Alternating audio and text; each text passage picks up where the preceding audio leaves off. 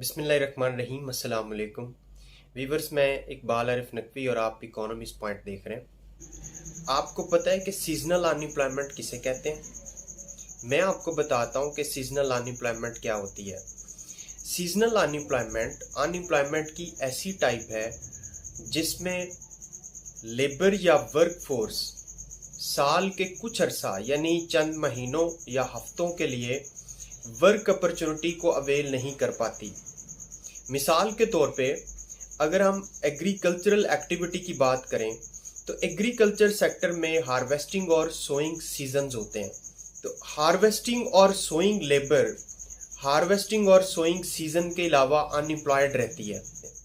इसी को हम सीजनल अनएम्प्लॉयमेंट कहते हैं।